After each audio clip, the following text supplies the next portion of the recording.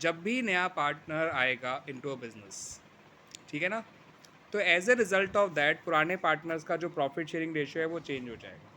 होना ही होना है वो तो। हाँ भाई जिस प्रॉफिट को पहले 2 लोग शेयर कर रहे थे, फॉर एग्जांपल अगर 2 पार्टनर थे पुराने, अब उस प्रॉफिट को 3 लोग शेयर करेंगे। हाँ तो प्रॉफिट शेयरिंग रेशियो तो चेंज होना ही होना है। हाँ तो जब भी नया पार्टनर आएगा तो आपको नया प्रॉफिट शेयरिंग रेशियो निकालने को बनता मिलेगा। तो है। अब मांगे क्वेश्चन मांगा जाए या ना मांगा जाए अलग बात है, वो हाँ बट नया रेशियो निकलना चाहिए। ठीक है, whenever there is a admission of a new partner, the ratio of the old partners gets change. changed. As a result, new profit sharing ratio has to be found. Clear? Okay. And one more thing, नया partner जो भी अपना share acquire कर रहा है वो किससे acquire कर रहा है? From the old partners. वही दे रहे हैं उसको, चाहे हाँ दोनों ओल्ड दे रहे पार्टनर हों, हाँ चाहे वो हाँ एक दे रहा हो, है ना, हाँ चाहे वो अपने पुराने रेशियो में दे रहे हों, चाहे वो किसी और रेशियो में दे रहे हो, लेकिन देना तो उन्हीं को पड़ेगा, यस। क्योंकि नया पार्टनर तो इज ऑलवेज अ गेनर। नया partner is always a gainer. नया पार्टनर तो गेन करेगा ही करेगा, तो उसको तो जो है हिस्सा मिलना है। ऐसा और वो मिलेगा। हिस्सा देंगे कौन? पुराने पार्टनर्स।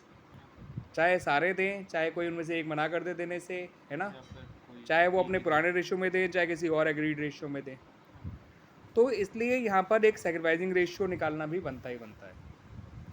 तो on the admission of partner हमारा सबसे पहला काम तो यही होता है कि ये पता करें कि what is the new ratio of the partners, of all the partners. And second thing जो हमें ढूंढनी होती है, what is in which ratio the old partners is sacrificing sacrificing ratio. Their profit share in the favour of new partner. Yes. तो ये तो हो गया आपका मैथमेटिकल ट्रीटमेंट, जो न्यू रेशियो निकालने के लिए ज़रूरत पड़ेगी जहाँ पर, और जहाँ पर आपको सेक्रीफाइसिंग रेशियो निकालने की ज़रूरत पड़ेगी, है ना। अब आ जाइए फाइनेंशियल ट्रीटमेंट्स पे, मॉनेटरी ट्रीटमेंट्स पे, तो वो क्या करने पड़ते हैं? तो नया पार्टनर आएगा, खाली हाथ तो आएगा नहीं। खाली हाथ आएगा तो क्यों उनको से पार्टनर बनाएगा कोई? वो भी एक चलते हुए बिजनेस को, जिस हाँ बिजनेस को खड़ा किया है उन पार्टनर्स ने, जिन पार्टनर्स ने मेहनत करके उस समय जोखिम उठाए जब बिजनेस के बिल्कुल लोग जानते नहीं थे बिजनेस को, हाँ। उन्होंने तब एफर्ट्स करके बिजनेस को खड़ा किया और बिजनेस को प्रॉफिट अर्न करने लायक बनाया। और अब बिना बिजनेस में उसके ऐसे एसेट्स, हाँ, पार्टनर बिजनेस में अपनी करेंगे। तरफ से पैसा लगाया। तो अब नया पार्टनर आएगा और बिना पैसा दिए वो बिजनेस में पार्टनर बन जाएगा, तो वो रेयर थिंग है। हाँ या तो बिजनेस को बहुत तगड़ा फ़ायदा पहुंचाने वाला अपने नाम से ही, तब तो अलग बात है। हाँ किसी सेलिब्रिटी को ले आपने ले लिया है जिसकी अपनी गुडविल बहुत है ना। हाँ। लेकिन नॉर्मली ऐसा होता नहीं है।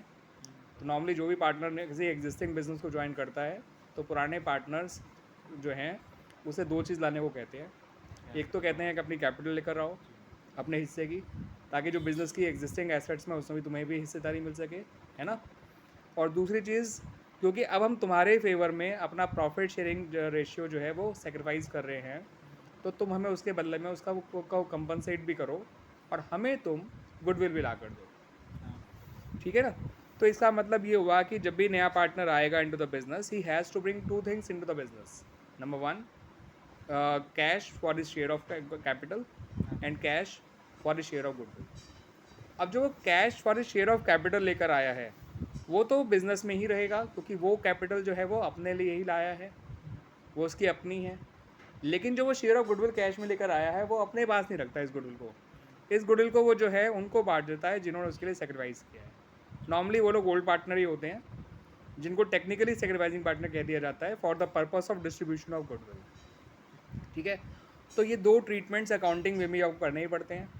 इनकी एंट्रीज बड़ी आसान होती है। सिंपल लॉजिक लगाना होता है जनरल का, जो आप 11th क्लास से सीखते आ रहे हैं।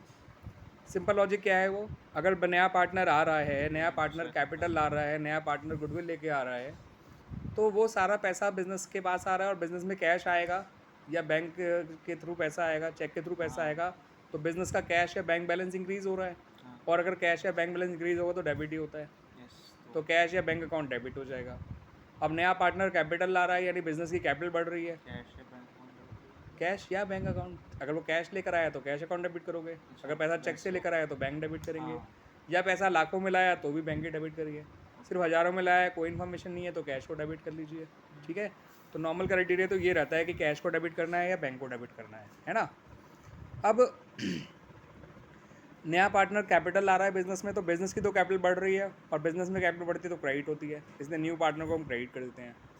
नया पार्टनर जो गुडविल लेकर आया है वो भी हम क्रेडिट करते हैं, कि goodwill is a kind of gain, है ना। हाँ डिग्री में है। एक तरह से बिजनेस के लिए गेन के तौर पे वो चीज़ आ रही है, तो बिजनेस को तो गेन के तौर पे एक्स्ट्रा चीज़ मिल रही है, तो गेन तो क्रेडिट ही होता है, तो प्रीमियम फॉर गुडविल अकाउंट को क्रेडिट कर दिया जाता है।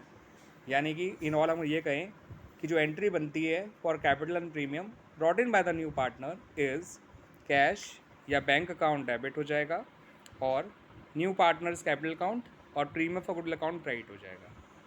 अब हम जानते हैं कि वो कैपिटल तो अपने लिए लेकर आया था, लेकिन प्रीमियम तो अपने लिए लेकर आया नहीं। तो प्रीमियम तो वो उनके लिए ले आया जिन्होंने उसके लिए सेक्रीफाइस किया।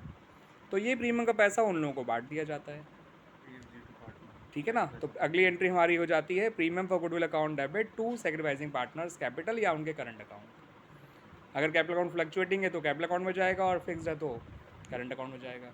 तो premium for goodwill account debit हो जाता है, वो गेन उनमें डिस्ट्रीब्यूट हो जाता है एक तरह से, और कैपिटल बढ़ रही है उस गेन को मिलने से, इसलिए वो लोग क्रेडिट हो जाते हैं। वो तो अलग बात है, भाई हम पहले नॉर्मल सर्कमस्टेंसेस की बात करेंगे कि वो पूरा लाया नहीं लाया, वो बात की बात है। अभी हम मान के चल रहे हैं कि वो पूरा लेकर आया, फिर धीरे धीरे इस केसेस को एक्सटेंड करते चले जाएंगे। तो नाउ वी हैव कंसिडर्ड कि he has bring whole his full share of goodwill in cash, कि वो अपना पूरा शेयर ऑफ गुडविल कैश में लेकर आया है। क्लियर हुई बात। और उस प्रीमियम को फिर उन्हें बांट भी दिया गया among the sacrificing partners in their sacrificing ratio. Sacrificing partners और कोई नहीं, पुराने पार्टनर्स को ही कहा जाता है, क्योंकि पुराने पार्टनर ही नॉर्मली सेक्रीफाइस करते हैं। हाँ, ये ज़रूरी नहीं है कि सारे ही पुराने पार्टनर सेक्रीफाइस करें, और ये भी ज़रूरी नहीं है कि वो ओल्ड रेशियो में ही सेक्रीफाइस करें। आपको सेक्रीफाइसिंग रेशियो दे रखा होगा, नहीं दे रखा होगा तो आप निकाल लीजिएगा। और हो सकता है कि सेक्रीफाइसिंग रेशियो ओल्ड रेशियो के बराबर भी हो जाए जब कोई इन्फॉर्मेशन ना हो तो, ठीक है। लेकिन आमतौर पे सेक्रीफाइसिंग रेशियो और ओल्ड रेशियो दो डिफरेंट चीज़ें हैं, दो डिफरेंट रेशियोज़ हैं, उनको एक ही रेशियो में समझिएगा, ठीक है। और प्रीमियम को जो डिस्ट्रीब्यूट किया जाता है वो सेक्रीफाइसिंग रेशियो में किया जाता है टेक्निकली, क्योंकि वो प्रीमियम जो कीमत है वो सेक्रीफाइस की है। अब सेक्रीफाइस करने की कीमत सेक्रीफाइसिंग रेशियो में ही चुकाई जाती है, दैट्स वाई। इतना हो गया। अब इस प्रीमियम के पैसे को ये सेक्रीफाइसिंग पार्टनर्स चाहें तो बिजनेस में ही पड़े रहने दें, बिजनेस में ही रिटेन कर लें, कोई दिक्कत नहीं है, या फिर इस पैसे को निकाल के अपने घर ले जाएं, अपने पर्सनल यूज़ के लिए इस्तेमाल कर लें। तो if they withdraw the amount of premium fully और पार्शियली, फुली और पार्शियली मतलब जितना मिला है सारा निकाल लिया उसने, या फिर जितना मिला है उसका कुछ सर्टेन पोर्शन निकाल लिया, सर्टेन परसेंटेज निकाल लिया। दोनों केस में एंट्री बनती है सेक्रीफाइसिंग पार्टनर के कैपिटल या करंट अकाउंट डेबिट, क्योंकि ऐसा करने से उनकी कैपिटल रिड्यूस हो जाएंगी। तो उनके सेक्रीफाइसिंग पार्टनर के कैपिटल या करंट अकाउंट डेबिट हो जाएगा और कैश या बैंक अकाउंट क्रेडिट हो जाएगा when they withdraw the amount of premium fully और पार्टली। क्लियर। तो एक तो ये एंट्रीज हो गई। इनको मैंने याद रखने का एक तरीका बता रखा है बच्चों को, वो कभी नहीं भूलते। अगर आपको ये सीक्वेंस ट्रीटमेंट ऑफ गुडविल करना हो एडमिशन में, तो इनको मैंने नाम दिया है LBW का, LBW, लाना बांटना विड्रॉ करना। ये क्रिकेट का टर्म है LBW, लेकिन इसका फुल फॉर्म वो नहीं है जो क्रिकेटिंग टर्म में होता है। इसका फुल फॉर्म है लाना बांटना विड्रॉ करना, नॉट लेग, हाँ, नॉट लेग बिफोर विकेट। तो लेग बिफोर विकेट नाम नहीं है, लाना बांटना और विड्रॉ करना। लाना क्या, कैपिटल ऑफ प्रीमियम, बांटना क्या, सिर्फ प्रीमियम, विड्रॉ क्या करना, सिर्फ प्रीमियम।